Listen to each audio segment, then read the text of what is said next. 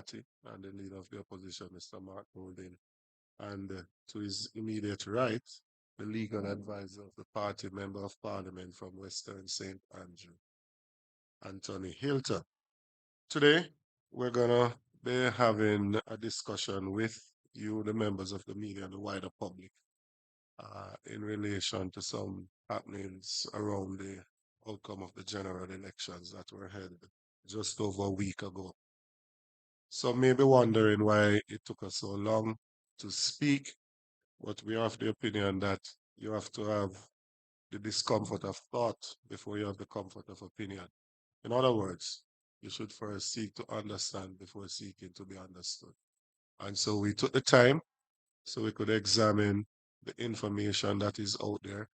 We could meet with the officer core of the party, which we did yesterday, and to meet with the candidates. And we also had that meeting as well yesterday. We will undergo a process of review that will start from the constituency level, getting a report from the individual constituencies. We will also get a report from the regions based on how our party is structured. And of course, there will also be a national appraisal committee that will look at the election results, what we did right, what we did wrong, what we need to improve on, and the process to implement any change. Now I'm going to ask the leader of the party to give a more general overview of the elections and the way forward. Thank you, Dr. Campbell. Ladies and gentlemen, members of the media, good morning.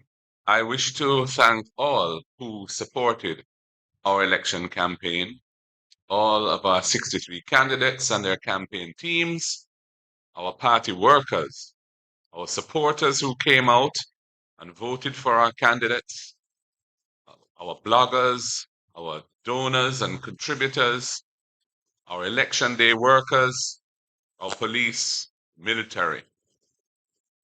We increased our vote nationally in this election by over 97,000 Jamaicans. And we doubled the number of seats that we hold in Parliament from 14 to 28. Our team in Parliament is strong, and we will be a formidable force in the Parliament of the land to hold the government to account and to defend the rights and interests of the Jamaican people. I am happy to announce that all our MPs elect, except for one who is traveling abroad, have signed a letter to the Governor General confirming their support for me to be appointed leader of the opposition. Since the election, our party has been active. A meeting of the officers of the party was held yesterday to discuss the way forward and internal issues that we need to chart a time frame for relating to things like our various internal conferences, annual conference, and so on. This was followed by another gathering of our candidates and the national campaign team to thank everyone for their efforts and to have initial dialogue around the conduct of the elections in each constituency. Written reports from each constituency team will be required, and further evaluations are to follow. And the General Secretary mentioned an appraisal committee which will be constituted to do an overall in-depth assessment of what took place. And our executive committee of the party will recommence its meetings on Monday coming. I now want to address the widespread concerns that have been expressed in the public domain about the conduct of the general election last week, Wednesday, the 3rd of September, 2025. As a responsible political movement that is committed to nation building and national development, it was important that we should await having reliable information before speaking to these issues, rather than proceeding on raw emotion and hearsay. Having waited for the final count to establish the official results in each constituency, including ascertaining the number of spoiled or rejected ballots and how these were apportioned between the two parties, The advice that we have received from our lawyers who attended the final counts is that a magisterial recount is unlikely to change the outcome in any of the seats. In the case of West Central St. Andrew, however, the nature of the irregularities which took place there is being carefully scrutinized in anticipation of a case being brought to the constituted authority for appropriate relief. I won't be able to answer more questions on that today. That matter is with our lawyers. While we don't have sufficient evidence to mount a legal challenge against the outcome of the elections, we are nonetheless deeply concerned at the extensive and I would say vulgar use of state resources to impact the outcome of the election over the campaign period. Specifically, the massive political advertising paid for by ministries, departments, and agencies of government during and up to election day at the cost of taxpayers to benefit the incumbent JLP administration is problematic. And we are going to have to, as a nation, look at the way in which public resources are used in support of political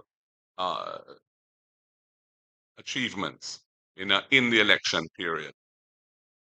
We're also concerned about the unprecedented scale of distribution of benefits, black tanks, fertilizer, building materials, cash, by both the state and the Jamaica Labour Party.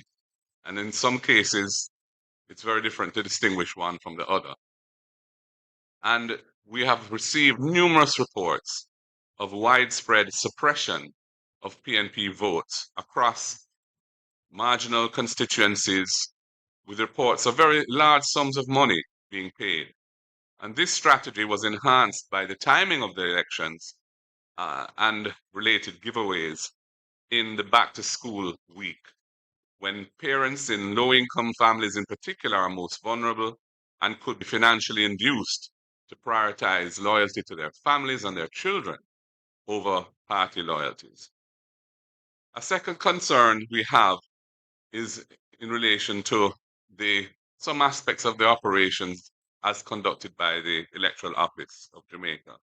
We think there should be an independent inquiry into the operation of the 2025 general election, and it should be urgently undertaken with changes implemented for future elections, because we need to improve the processes. In particular, the process that results in hours-long waits at many polling stations by voters who turn out to vote, frustrating electors and causing many to leave without voting.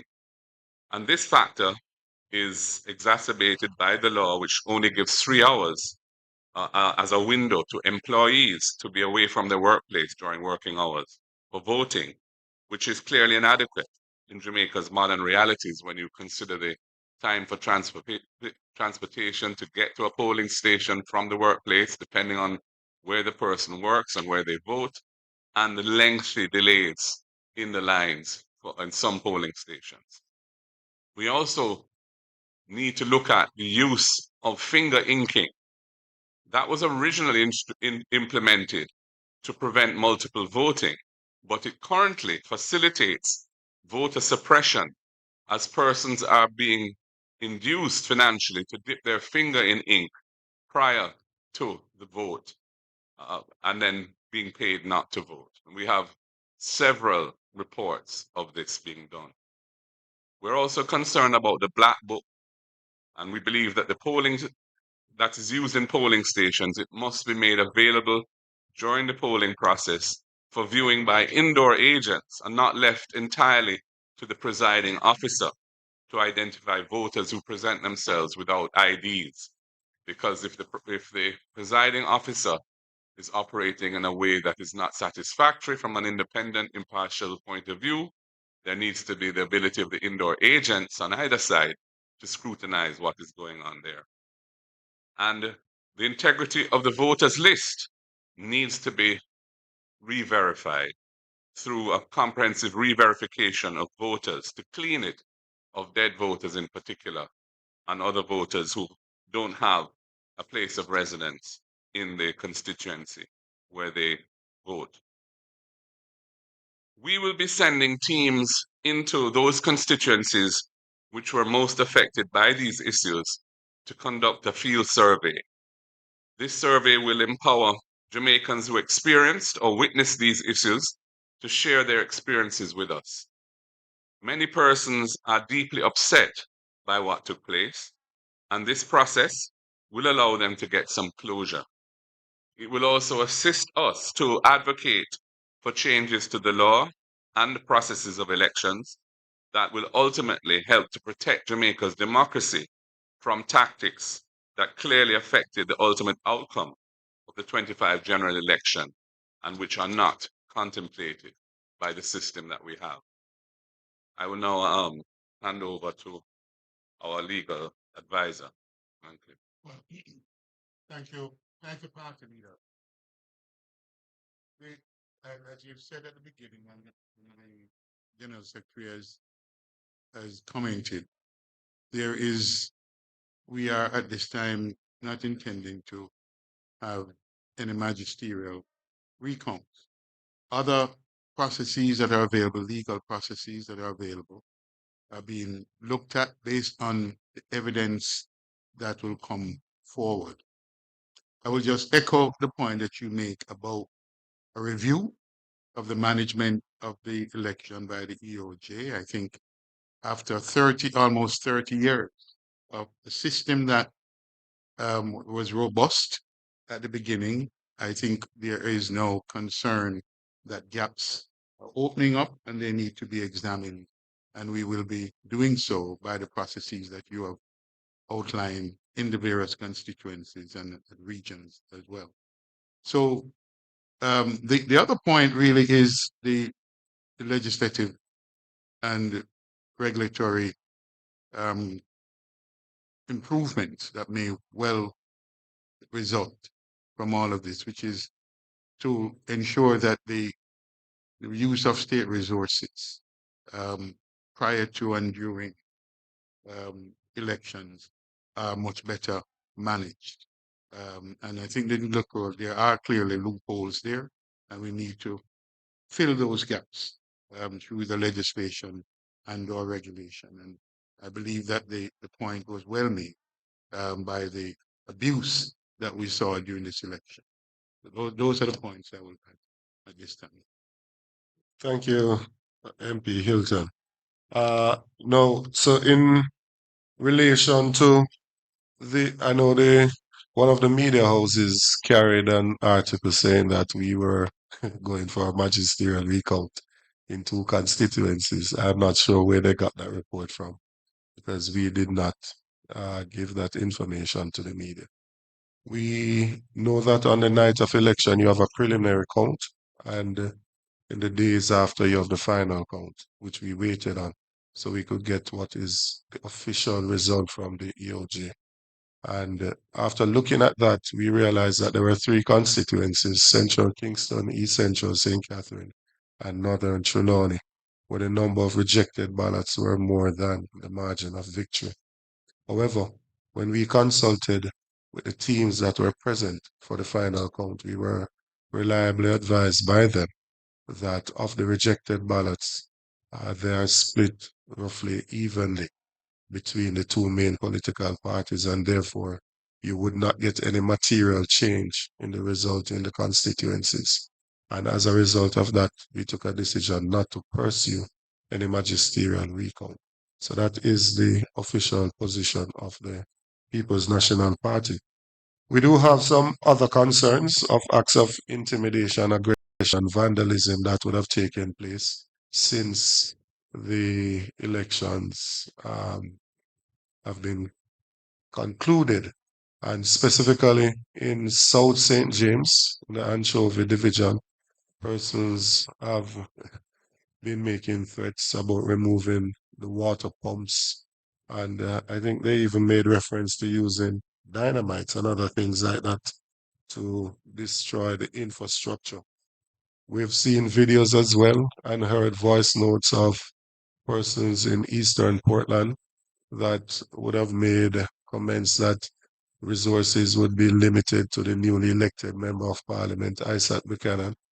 We have seen as well in Southeast St. Mary, where there's been vandalism of a community center and the removal of certain infrastructure in that area. And probably the most concerning of them all is in South Trelawney, where a team from the Labour Party, led by persons in leadership, went to the house, the accommodation of our candidate, Paul Patmore, to threaten him. We believe that these things are intended to intimidate and weaken the democratic process within the country. And we are calling on the members of the Labour Party, the leadership, to rein in their supporters and for them to understand that we do believe in a democratic process and we have to accept the outcome. Similarly to how we have accepted the result at the national level, it can't be that they accept it at the national level, but at the constituency level, they are reluctant to accept that Isaac Buchanan did defeat Anne-Marie Vaz in a free and fair election that took place in East Portland, and that as the duly elected representative, he should be accorded with all the respect and the authority that should be conveyed on such a office. We also want to encourage our candidates across the length and breadth of the country to remove the paraphernalia that was put up during the time of campaigning. And some of our candidates will not have much to do because their opponents already removed them before the elections. But for those that still have up some material, we're going to ask them, use this opportunity to ask them to remove those paraphernalia from the different constituencies. And I know that the municipal corporations will be playing a role in ensuring that we can return to normalcy. The matter surrounding West Central St. Andrew is a matter, as was said by the leader of the party, that the legal team that has been engaged by our candidate is putting together their documents, and for further information on that, they will speak at a later date. And so we'll leave it at that, and I will now open the floor to get any questions that may exist. Who's monitoring this? Is it Nationwide or Riva? What is the appropriate name?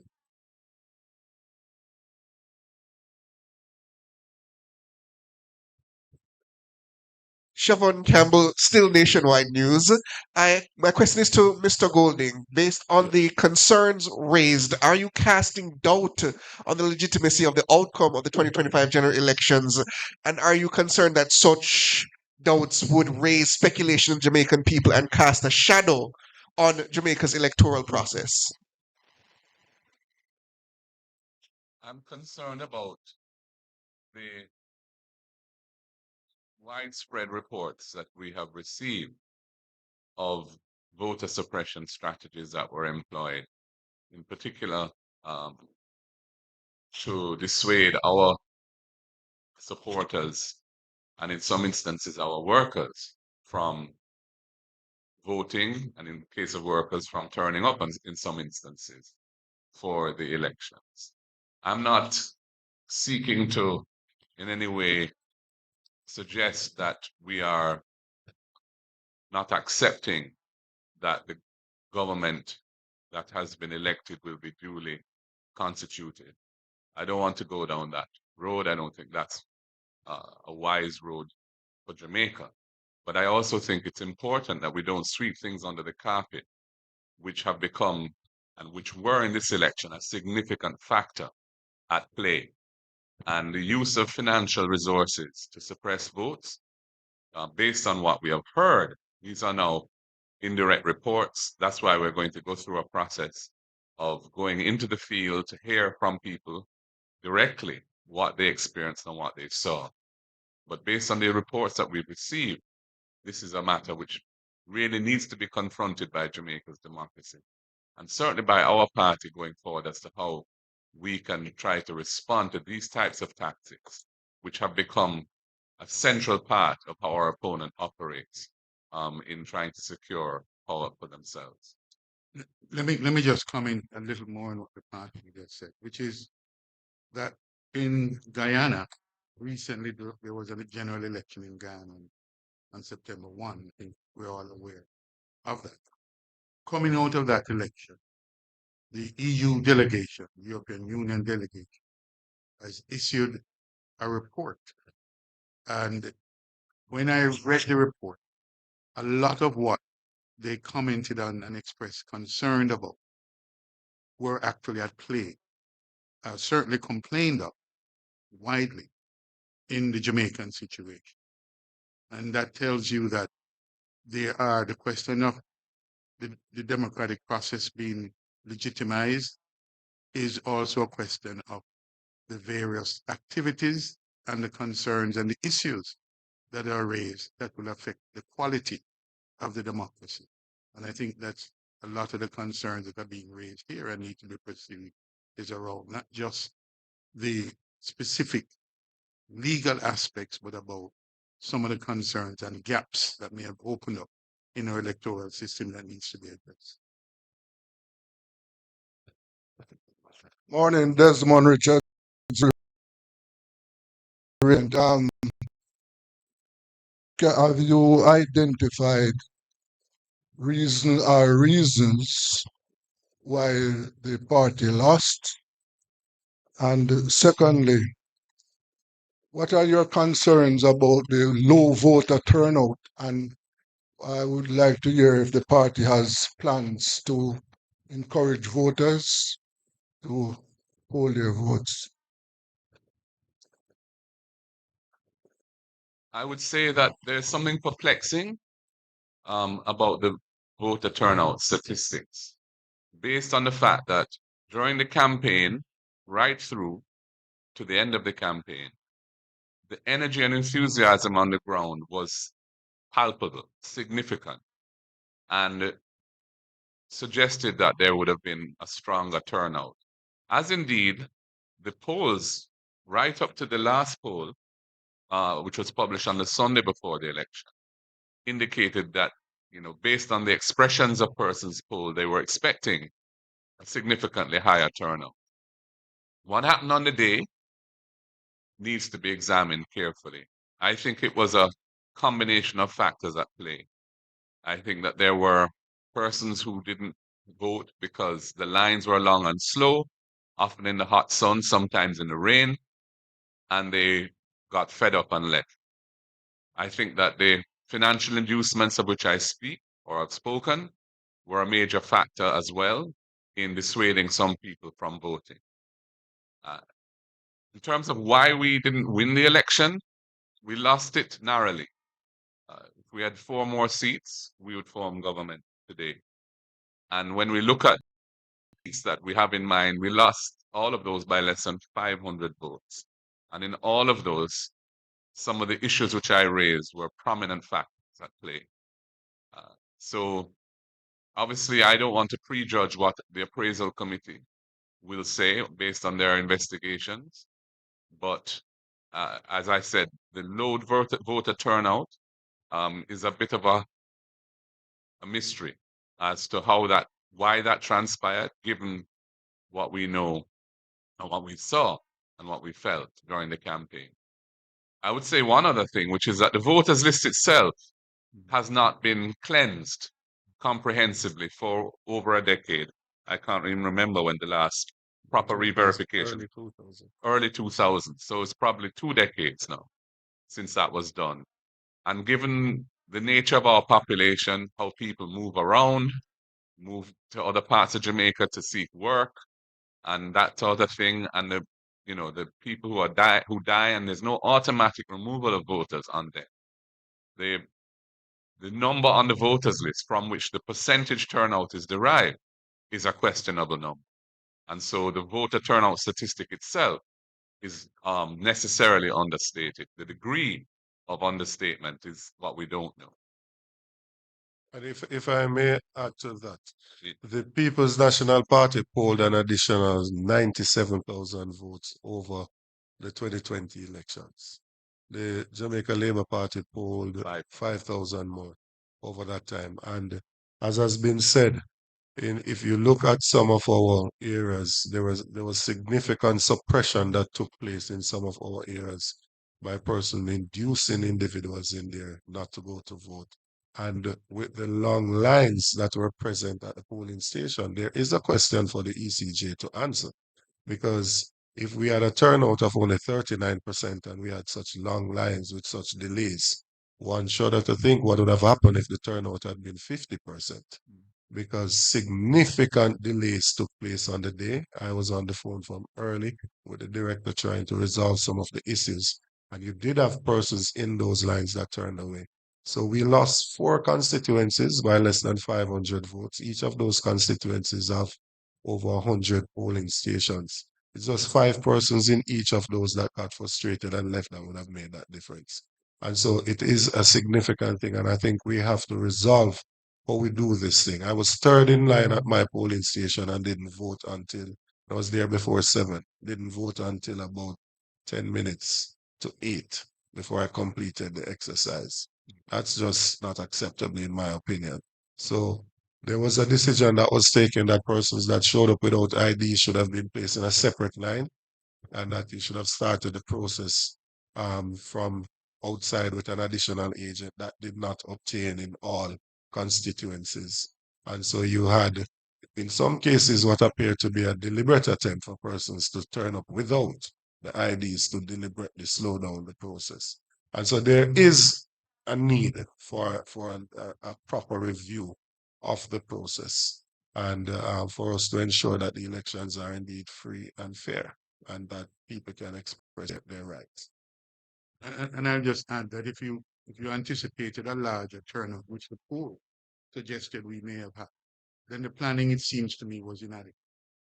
The planning by the EOJ must have been inadequate because in the event, only 39% or so turned up, and we had such voted, not turned up. Well, voted, Yeah.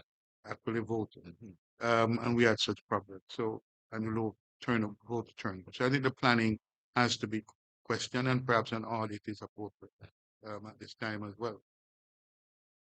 Team are at CVM TV. We've seen at rallies there are crowds and a lot of support. Even with the big gains, do you plan to keep the base energized after the back-to-back defeats, Mr. President, PNP President? Well, after a campaign ends, there's a process of reflection, there's a process of analysis, there's a process of reconnection with our base and our supporters. And there's also, I think there are some reforms internally that we need to pursue as well to strengthen our overall organization. So the way in which we plan to would be through a period of careful analysis of what took place and a recognition of where there are weaknesses that need to be strengthened and the deliberate pursuit of changes that would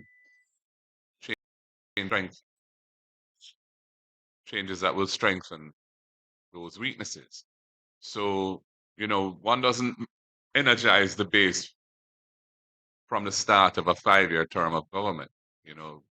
Energizing the base comes from the kind of process involved in campaigning. But what we need to ensure is that we stay in touch with our base, that we strengthen our constituents in divisional organizations, so that when the time comes, we're able to deliver an effective result. And we are starting now from a much stronger position than we have enjoyed over the previous 5 years. With just 14 in Parliament before, it was much more difficult. Only 14 MPs out of 63 were PNP MPs. Only 14 out of 63 PNP MPs got state resources through the Constituency Development Fund to help to do the work that they have to do. So it's moving from a very limited base in Parliament is difficult, and it required extraordinary effort to take us where we are now. With 28 seats to their 33, 35, I mean, the situation is much more balanced, and that will enable us to build on that to be even more effective next time around. But you also pointed out, partly, that there'll be engagement in the field from now in the reviews. I believe, generally speaking, from my own constituents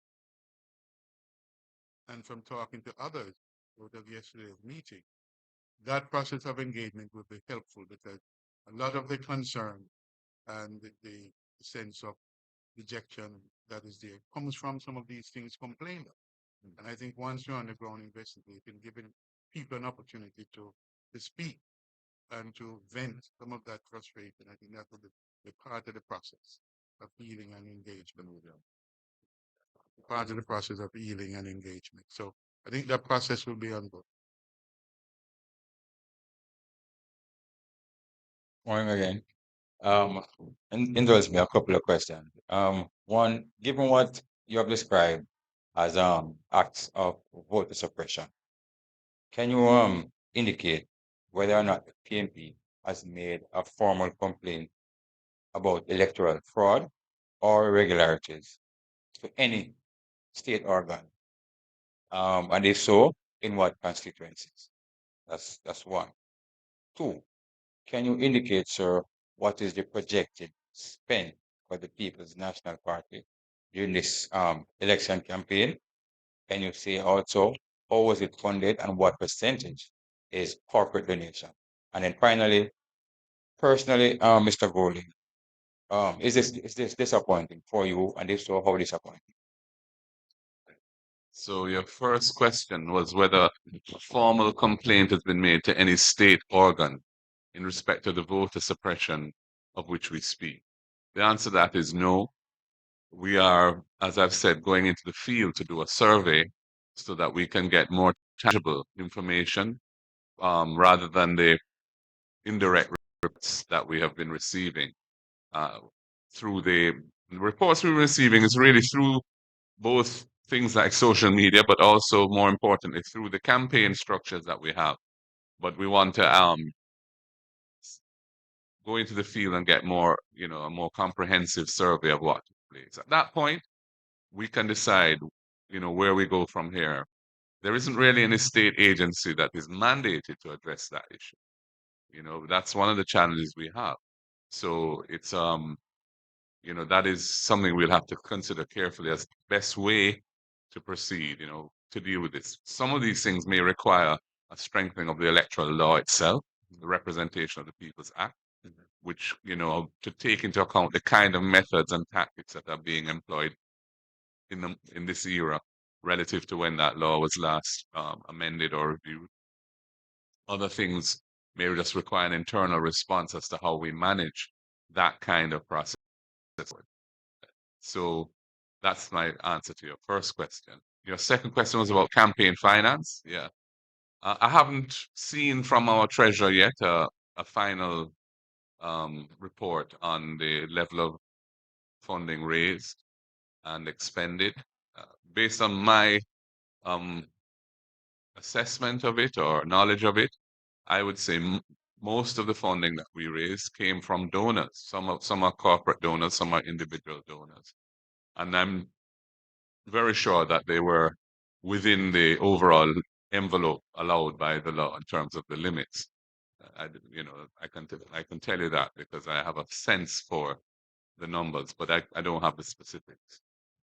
And the third question was about yeah, it's a mixed feeling. I feel pleased that we are on the up and up, that we have managed to double the number of MPs that we have in Parliament, that we are going to have a team in Parliament now that is going to be formidable as an opposition, given the people who won.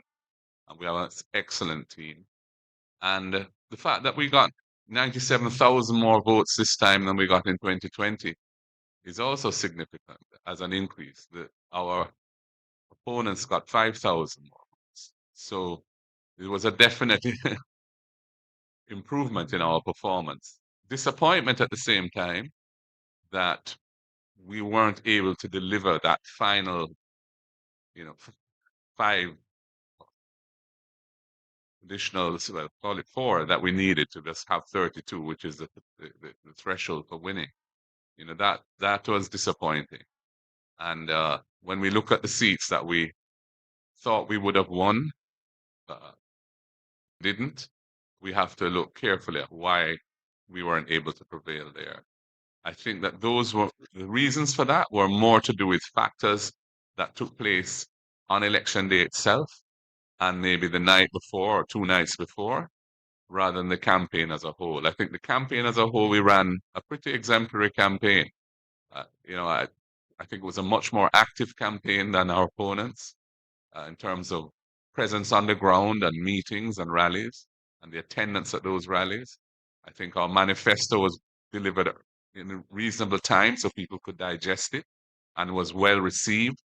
I think that our performance in the election debates, where most people feel that we won each of the 3 debates, was also significant and helped us along. But, we weren't able to actually cross the line first because things went on, as I said, the very end of the process, which we were not able to respond to effectively on the day.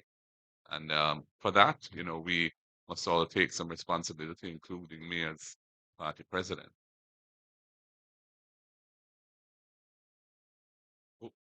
Is there somebody determining who speaks, right? Yeah. So, Morning, gentlemen. yeah. What positives can you take from the campaign? Excuse me. The Sorry. speakers, right? Yes. What positives can you take from the campaign? And what are your views generally about your team, the team you put together? Okay, it's a bit disappointing to lose, obviously, but when you reflect back, um, to say 5 years ago, from where you came from there to where you are now, what positives? And secondly, what plans do you have to bolster your treasury?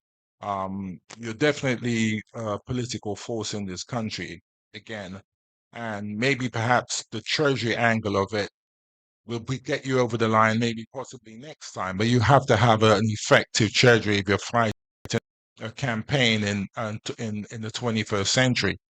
So what do you see going forward? How do you entice, say, the business community, other people to bolster that treasury campaign? Yeah. In terms of positives, I think that we now have a united party. We have a team that is working together and has worked together well throughout the campaign. I think that the organization as a whole is strong. That's not to say there aren't areas that need are, but we did significant training, for example, of our workers over the last several months. And we were really building on the success in the local government elections of February 2024, where we won the popular vote quite handsomely there. And we ended up with six municipal corporations and the city municipality of Portmore making 7, which is the same number as the JLP have, but we have one more division than they do. So there's been a kind of process over the 5 years of building an improvement, which I think was reflected in the 97,000 additional votes that we got and the 14 additional seats that we won. Now, going forward, you mentioned the Treasury. I mean, we got, I would say, good support from the donor base that we have, corporate and individual. We were able to finance our program. We didn't have the sort of additional resources for deploying in the field to do the sort of things that we were up against, and that was never part of our budget anyway. We weren't seeking to do that. That's not a strategy that we employ. But, in terms of being able to pay our media houses for the advertising that we had booked and developing that advertising and paying our party workers, for their efforts and the paraphernalia and so on that we were, we were able to hold our own.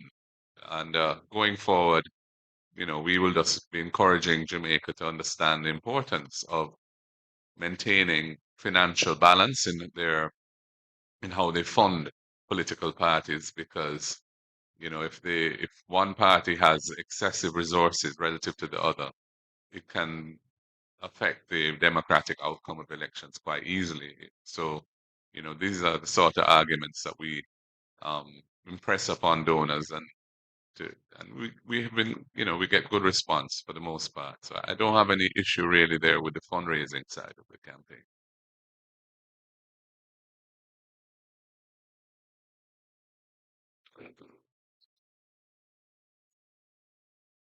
Yes. Good. All right. Greetings to all at the press table. President MG, this one is for you, sir. Who is this? I am Baba Tunde's Stargate Communications.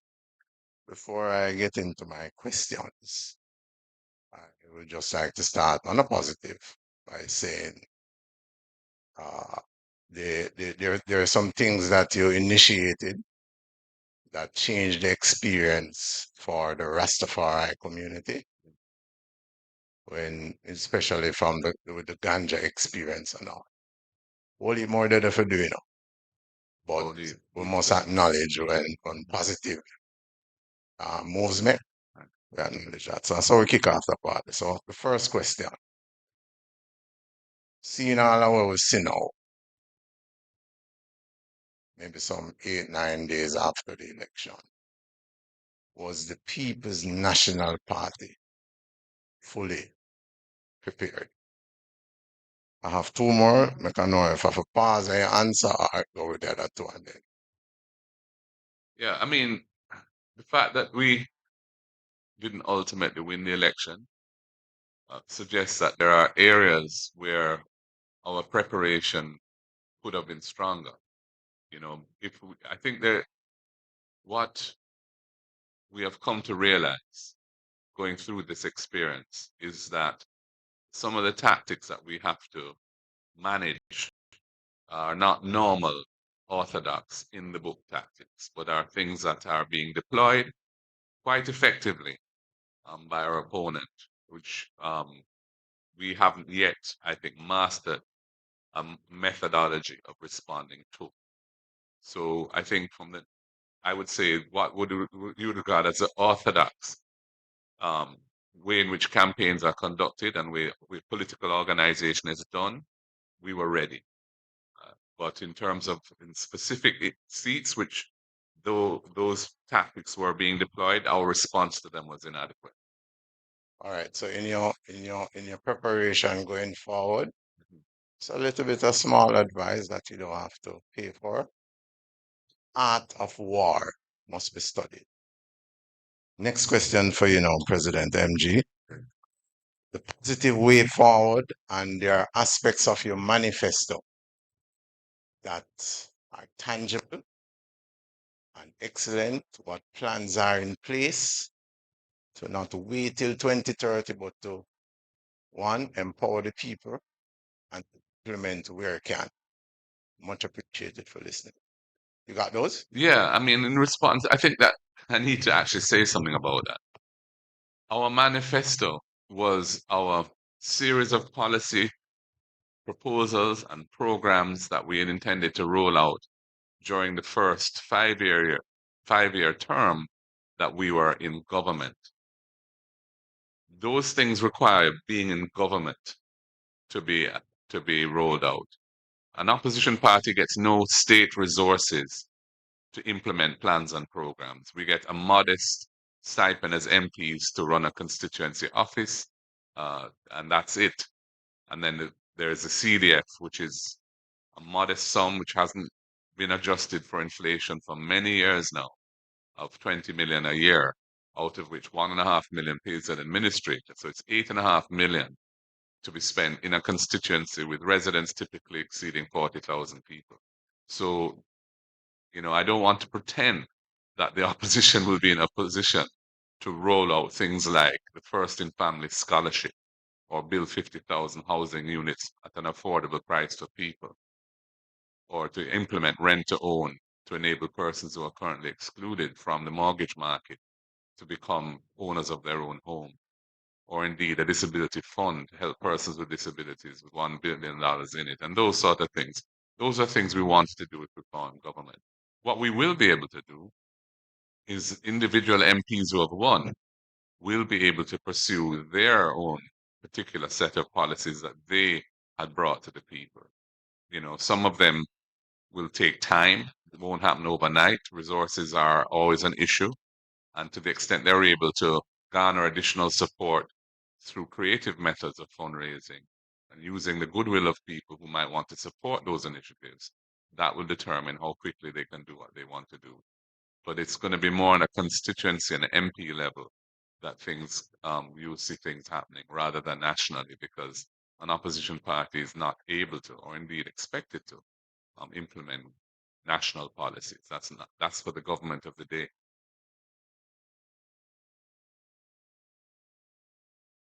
Just two more, one for Anthony Hilton and one for you, Mr. Golding. Mr. Hilton, you put forward the suggestion comparing Jamaica's electoral process to that of Guyana, which has a history now of concerns about the process. Whereas here in Jamaica, we had the OAS, CARICOM, as well as CAFE, all suggesting that the elections were free of harassment, free of intimidation, or any other irregularities, so far as going as to commending us in terms of our conduct here and to put forward Jamaica as a model that the Caribbean can follow. Isn't that a bit out of sorts in terms of that assessment by you in terms of irregularities? And to you, Mr. Golding, your predecessors have all offered their resignations to the wider party following an election loss. Will you not do the same, or will you simply take up your post as opposition leader going into the parliament? Well, let me Hmm. well, you want to go first? No, I'll go, And sir. let me say, I think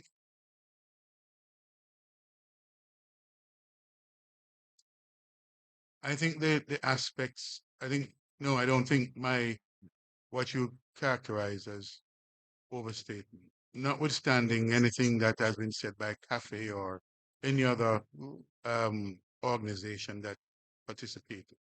The EU focus, and I'd urge you, and I think you have read the EU report. And if you have, then you'll see that they commented on some other aspects of it, much of which we saw in full force here in Jamaica. The issue that we believe needs to be addressed as an urgent matter is the whole issue of the advertising and promotion before and during the campaign with we believe excessive state resources.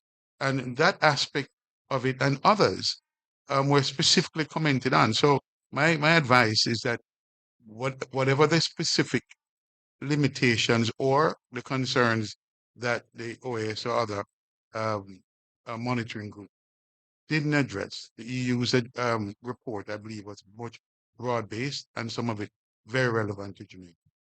If I may add something to that before the leader answers the next question. I think we've been very responsible as a party. I think we've been very responsible.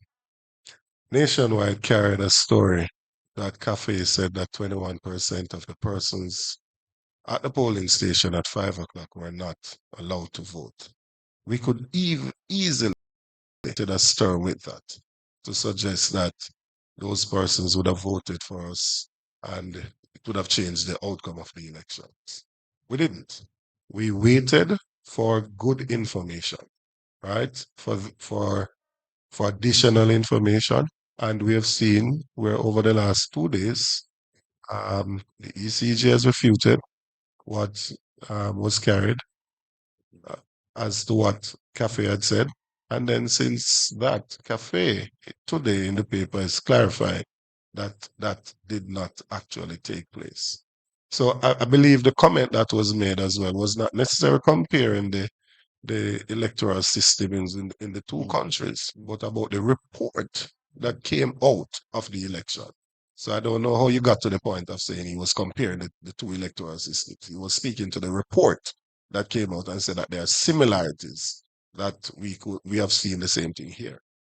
Cafe, CARICOM, and other OAS, other persons that came here would not have been out in the field to see that $100,000 was offered to an indoor agent not to work, or offered to a cluster manager to give me the canvas of this party. They would not have seen that.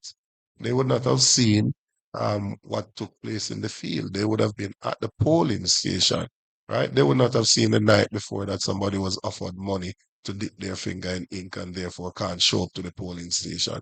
They would not have seen where we saw some persons, MPs, trying to separate people into lines as to who we are going to vote for, totally inappropriate, right? From a high-ranking member of the Jamaica Labour Party.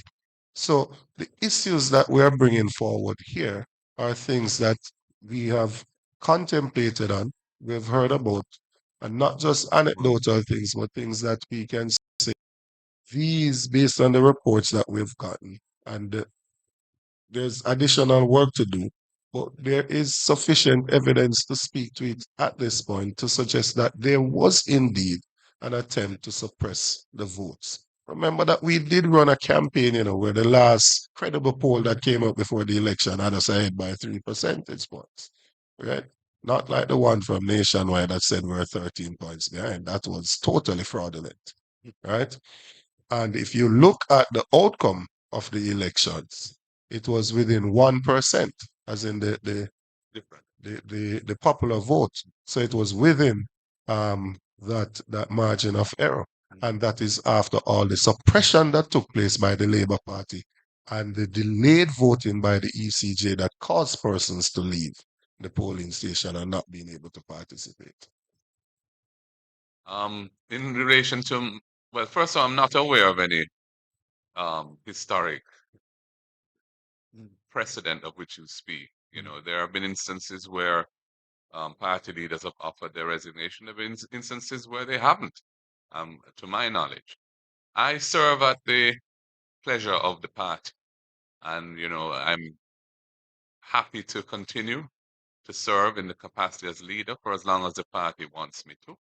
And thus far, all of the MPs who have been elected, all 28, other than one who's overseas traveling, have signed a letter confirming that they have confidence in me and want me to be the leader of the opposition. Right. And that's where it is right now. If I may add again, if I may just add something to that. I want for us not to mislead the public with some of the statements. There are some things that are being said in the public space that are just not true. Andrew Holness was defeated by Portia Simpson Miller in 2011. It seems persons have forgotten that. He did not resign, nor did he offer any resignation. He stayed there. He did not the appraisal committee report that was done, right? 10 of the 21 MPs signed a no confidence in him. He's the one that saved himself with his casting vote. I also hear persons saying that it's historic, unprecedented, this third term. When they say one complain about the PNP being in office for 18 years, the PNP has won 4 consecutive elections in Jamaica. So what is historic? It's historic for the JLP that they have won 3 elections. It's not historic for Jamaica. PJ Patterson won in 93, 97, and 2002. Why do we continue to mislead the public in this vulgar manner? Mark, I just heard what you said. It's one thing to be endorsed by the party and have the party's confidence, but do you yourself, do you want to lead the party? And then secondly, I'd like to follow up and saying, you don't really want to, as a party, enter another period of fractiousness, internecine warfare that splinters the party. I think you've been an MP since 2007. 2017. 2017, beg your pardon. You brought the party back. It seems united. You fell short. You've doubled your seats. I mean, that I think will go down in history. But do you want to lead the charge? It's all very well being endorsed. You seem to have a good support team around you, but in your heart of hearts, do you want to lead the charge going forward? And secondly, I'd say that you seem to have a deep bench, both in the lower house.